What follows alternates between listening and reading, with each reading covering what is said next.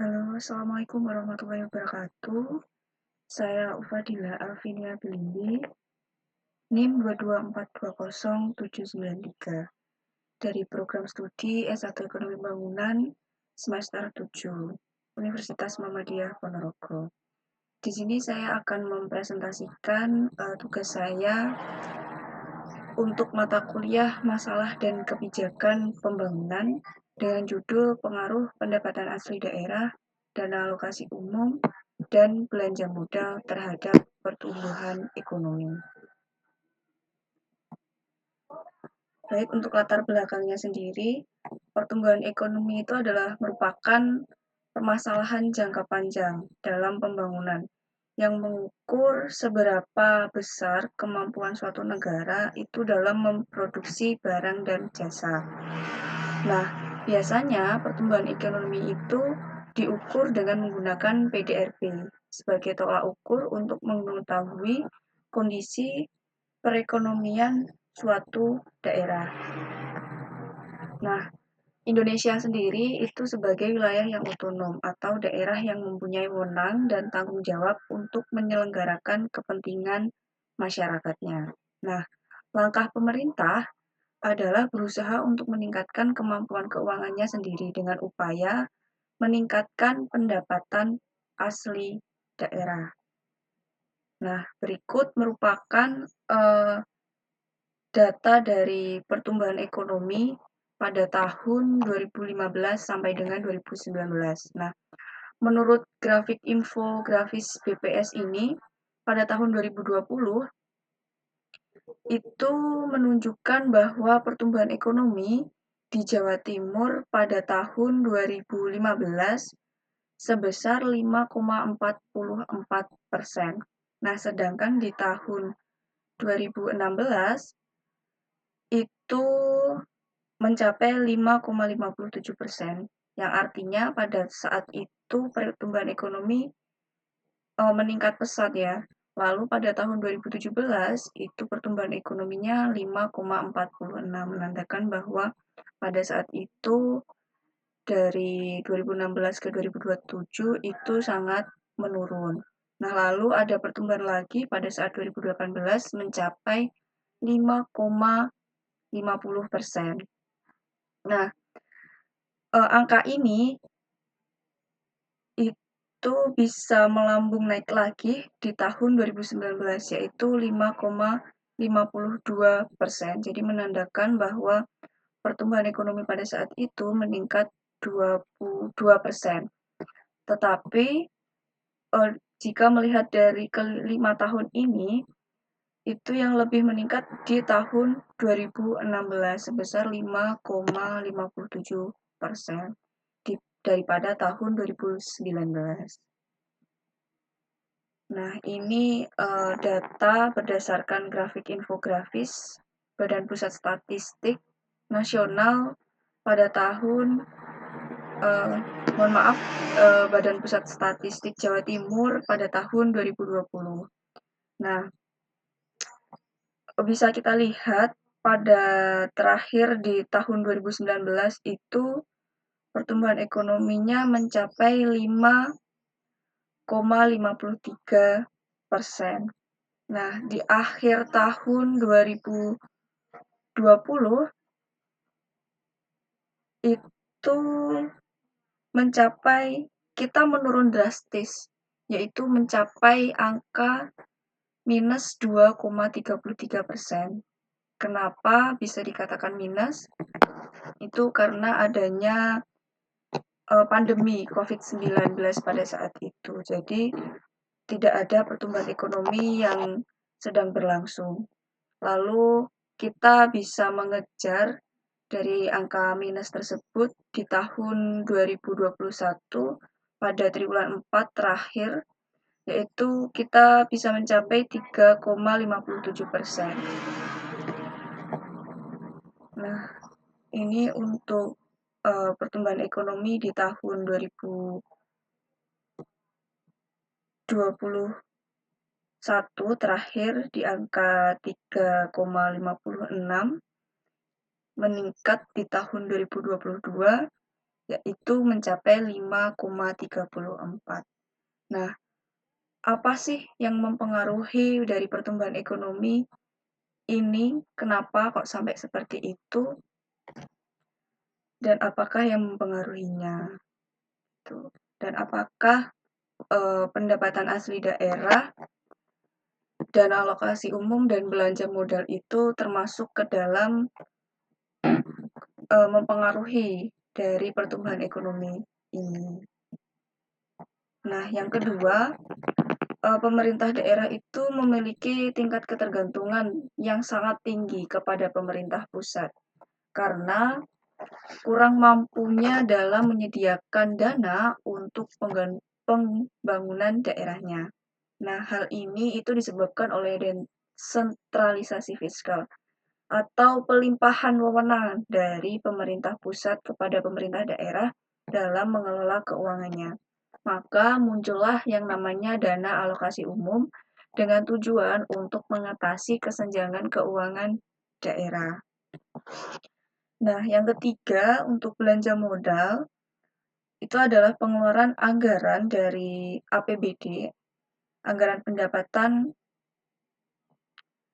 belanja daerah untuk perolehan aset tetap dan aset lainnya, yang tujuannya itu untuk pemberian pelayanan kepada masyarakat, entah itu berupa bangunan kantor pemerintah maupun roda perekonomian seperti jalan dan lain sebagainya. Nah, maka dari latar belakang tersebut itu dapat dirumuskan sebagai masalah. Yang pertama adalah apakah pendapatan si daerah itu berpengaruh terhadap pertumbuhan ekonomi di kabupaten atau kota provinsi Jawa Timur pada tahun 2018 sampai 2022. Yang kedua adalah apakah dana alokasi umum itu berpengaruh terhadap pertumbuhan ekonomi di kabupaten atau kota provinsi Jawa Timur tahun 2018 sampai 2022. Yang ketiga adalah apakah belanja modal itu juga berpengaruh terhadap pertumbuhan ekonomi di Kabupaten Kota Provinsi Jawa Timur tahun 2018 sampai 2022. Dan yang terakhir, itu apakah ketiga variabel ini itu berpengaruh terhadap pertumbuhan ekonomi di Kabupaten atau Kota Provinsi Jawa Timur pada tahun 2018 sampai 2022. Kenapa 2018 sampai 2022 mengambil 5 tahun? Karena 2018 sampai 2019 itu pertumbuhan ekonomi sebelum adanya pandemi. Lalu saya juga ingin melihat apakah pada saat tahun 2020 sampai dengan 2021 pada saat pandemi itu apakah mempengaruhi dengan ketiga variabel ini. Dan yang terakhir adalah di tahun 2022 yang mana bagaimana caranya pemerintah itu mengatasi pertumbuhan ekonomi agar terus meningkat pada saat new normal. Seperti itu. Selanjutnya adalah pendapatan asli daerah. Nah, solusinya dari pemerintah itu yang pertama bahwa peningkatan PAD itu dapat berpotensi mendorong pertumbuhan ekonomi. Secara teori itu dapat mendorong pertumbuhan ekonomi daerah karena pendapatan asli daerah itu sumber dayanya untuk memenuhi kebutuhan daerahnya. Seperti contoh di daerah tersebut mempunyai wisata yang mana wisatanya itu dapat menarik wisatawan dari mancanegara bahkan di luar daerahnya. Maka itu dapat menambah pendapatan asli daerahnya. Nah, menurut Undang-Undang Nomor 28 Tahun 2009 itu yang termasuk PAD adalah pajak daerah, retribusi daerah, hasil pengelolaan kekayaan daerah atau yang sudah saya sampaikan di awal tadi bisa seperti wisata dari daerahnya tersebut dan lain-lain, yaitu pendapatan asli daerah yang dianggap sah. Nah, yang ketiga, pendapatan asli daerah yang stabil dan meningkat itu menunjukkan bahwa kemampuan daerah dalam mendukung pembangunan. Jadi sehingga mendukung pertumbuhan ekonomi. Kalau pendapatan asli daerah suatu daerah itu meningkat, maka daerah tersebut itu bisa dikatakan mandiri. Karena apa? Karena pastinya mereka tidak membutuhkan pemerintah pusat bergantung kepada pemerintah pusat dalam keuangannya. Seperti itu. Yang kedua, untuk dana alokasi umum. Dana alokasi umum sendiri itu adalah transfer dari pemerintah pusat yang sumbernya itu dari APBN dan dialokasikan ke daerah dengan tujuan untuk pemerataan keuangan antar daerah. Nah, kan di sesuatu daerah itu kan pastinya tidak selalu memiliki pendapatan asli daerah yang cukup baik. Makanya adanya dana alokasi umum ini untuk membantu daerah-daerah sebagai pemerataan keuangannya untuk menunjang kesejahteraan masyarakat di daerah tersebut. Nah, yang kedua, dana alokasi umum ini dan dana perimbangan lainnya itu juga berperan dalam penyerapan tenaga kerja melalui menciptakan peluang kerja yang mendorong pertumbuhan ekonomi.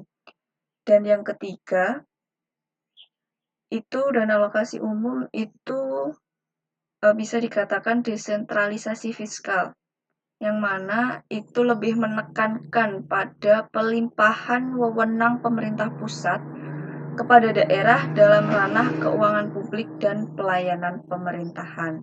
Jadi diharapkan kalau pusat itu memberikan dananya kepada suatu daerahnya, diharapkan bisa memanfaatkan keuangan tersebut untuk menciptakan peluang kerja dan mendorong pertumbuhan ekonomi di daerahnya.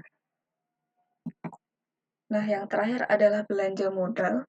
Yang pertama, belanja modal sendiri itu adalah pengeluaran pemerintah daerah untuk aset tetap seperti infrastruktur, bangunan, dan peralatan yang dapat menunjang produktivitas ekonomi. Nah, yang kedua, dari teori Keynesian, yaitu mendukung bahwa belanja modal itu sangat berpengaruh positif terhadap pertumbuhan ekonomi. Karena apa? Karena seperti yang nomor 1 tadi, yaitu belanja modal sendiri itu adalah pengeluaran pemerintah untuk dijadikan sebagai aset tetap, seperti bangunan, yang bisa menjadi contoh adalah pembangunan pabrik yang mana itu dapat menyerap tenaga pekerjaan. Jadi pertumbuhan ekonomi di suatu daerahnya itu bisa meningkat. Nah, yang ketiga adalah belanja modal, yang mana belanja modal yang diarahkan pada infrastruktur dan infrastruktur itu dapat mendorong produktivitas di suatu daerahnya. Maka meningkatkan kapasitas ekonomi dan meningkatkan kesempatan kerja. Seperti itu. Nah, terima kasih. Mungkin itu yang dapat saya sampaikan. Ada kurang lebihnya mohon maaf. Wassalamualaikum warahmatullahi wabarakatuh.